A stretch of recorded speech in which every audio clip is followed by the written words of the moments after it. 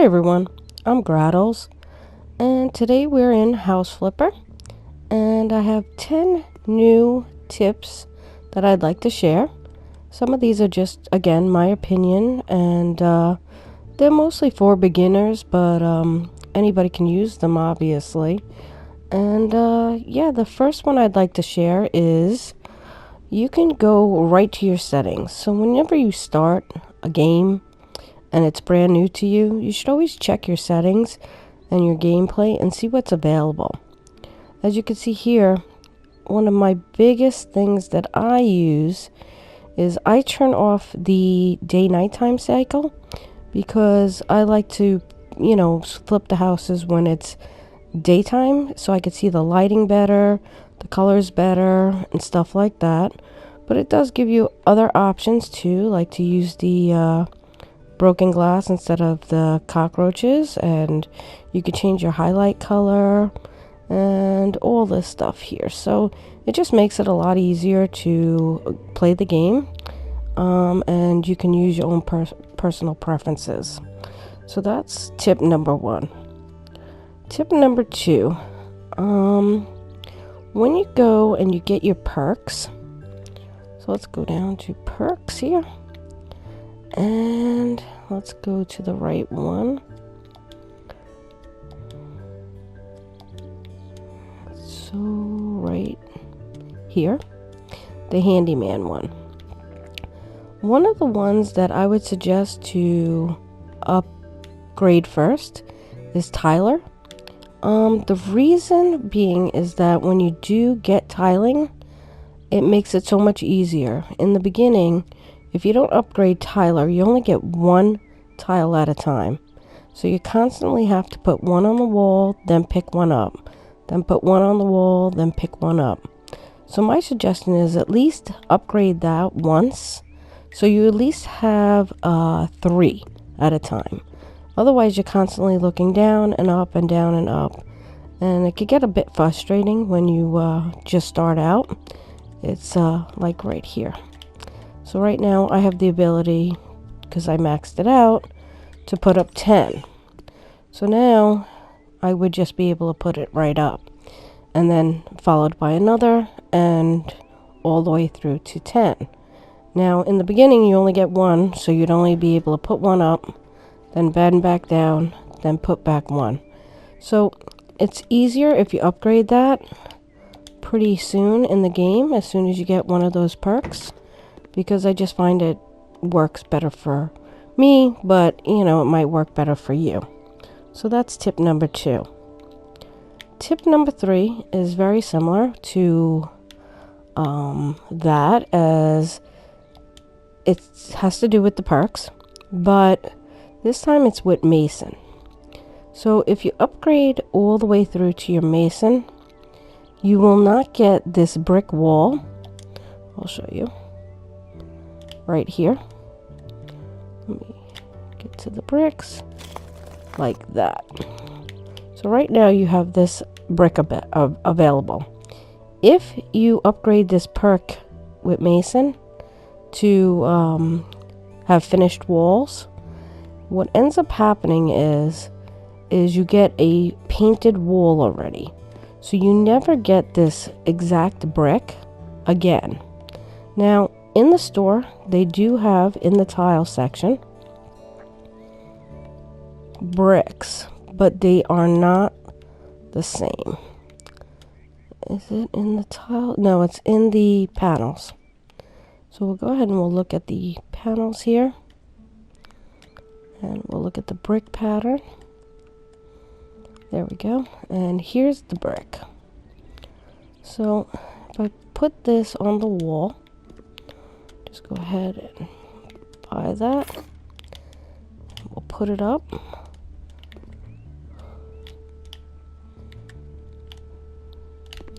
As you can see, it has a completely different look. It's darker. It doesn't have that more natural look. So you'll never get this back if you upgrade that perk. So that is just something, if you like brick walls and you like the look of it, then if you don't want this dark colored, kind of shiny looking, doesn't look natural, then don't upgrade that perk because you will never get this back. So that's tip number 3. Alright, so tip number 4. When you see this garbage, you can pick these up with your scanner. There's one problem. It doesn't start leveling up your dirt.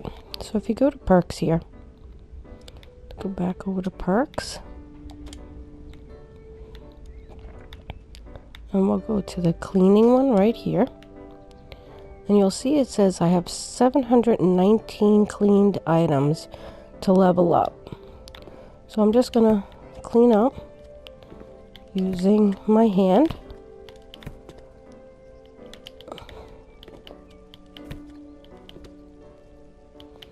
And then we'll go back.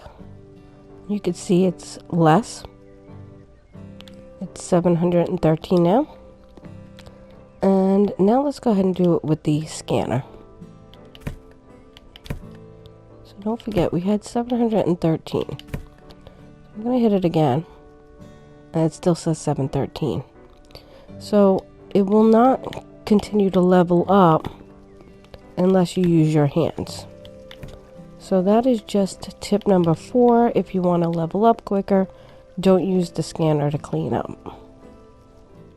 Okay, so my 5th tip is when you enter the store and you're flipping a house, go up here and sort by ascending.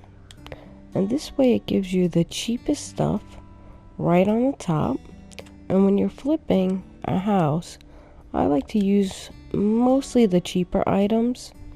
So like even with paint, as you can see, you get the cheaper stuff on top, more expensive paint on the bottom. And that goes for everything. So if you're going to go and put in bathroom fixtures, it'll give you all the cheapest stuff on the top. So this way you're not spending a great deal of money when you're just trying to flip the house. So that's tip number 5. Okay, so my 6th tip is how to fix a door that's not put on correctly. So as you can see the brick right here.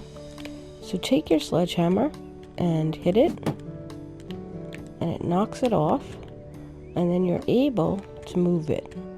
So you don't have to buy a new door and delete this one. You could just fix it like that. I always have trouble placing doors, and then I go to the other side and it's not lined up correctly. So I used to delete them or sell them and then repurchase them, because once you place it, you can't press the button to move it. So if you hit it with the sledgehammer, then you have no problem with it moving it. So that's tip number 6. Tip number 7. Rooms don't need doors in order to be a room. So like here, this is an office and there's no door. Then you come into here, and then you come into here, and this has a wide opening and it's a separate room. So this would be, your where you come in, your front door. So it's your entryway. So this is a separate room from our living room with the kitchenette, and this is a separate room from our office. So this is tip number 7. You do not need doors. Tip number 8. I'm going to go in here, and I'm going to go back to decoration, and I'm going to go to mirrors. And this mirror right here, if you have it in ascending order, it's the first one. This mirror can be used to build larger mirrors. So if you want to make this wall with mirrors, you can just place them next to each other.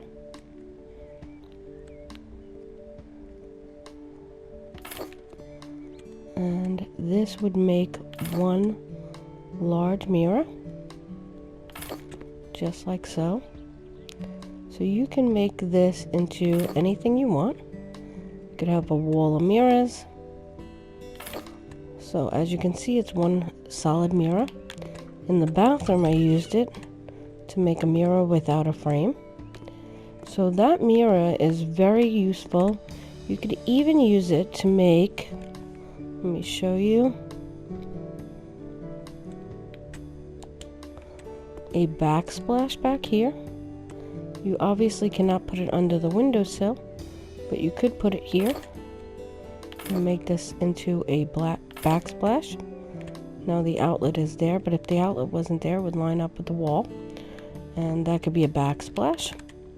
So yeah, this mirror is very useful for many things. So you can use it for quite a lot of things to make your own unique designs and mirrors. So that's tip number 8. Alright, tip number 9. So as you can see, I have my oven with the range hood here. And with the new ones, you're allowed to actually place the kettle on top. With the old ones, you could not. So let me just go ahead and show you. I'm going to go purchase the old stove. Let's just go to kitchen. This was the original one right here. I'm just going to place that right over here next to this cabinet here. And I'm going to take this kettle and I'm going to try to put it on this one. And as you can see, it won't work. So if you want to use this old one, you'd go to, let's see, accessories, hobby, and just grab a book and grab many. And on your countertop, you're going to stack the books in a way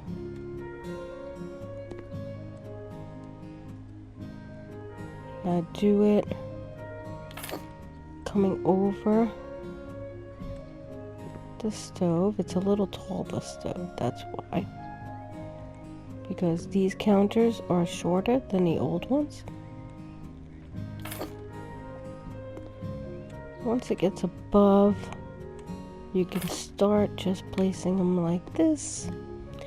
And that should be good enough to take your kettle and just put it there. And then take your scanner and delete the book right here, and it drops it onto the stove.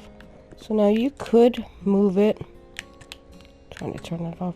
You could actually make it go further over, but you get the idea. You can move stuff onto stuff that you can't put stuff on by using other stuff and stacking it over. So that is tip number 9. Okay, tip number 10. My suggestion is, it's just a tip, is to keep your paints and your plaster or your tiles, whatever you have left over, until the very end of your flip. Because sometimes you might, oh, I like these tiles, maybe I'll put them in the back of my kitchen, and what ends up happening is you sell them and then you have to buy them again. Same thing with the paint. Sometimes I sell quite a lot of paint only to purchase it again, to use it for, you know, even just one of these little inlets here on the windows, and I sold it already, and all I had to do was paint one little spot or something that I didn't notice before. So yeah, my suggestion would be, if you have stuff left over, paint, tiles, plaster, anything like that, save it until the end of your flip, and this way if you need it for something, you have it. You don't have to buy it again. So yeah, that's it with my tips. This is the second set of 10. And if you like my content and would like to see more, please click the like button and subscribe. Thanks. Bye.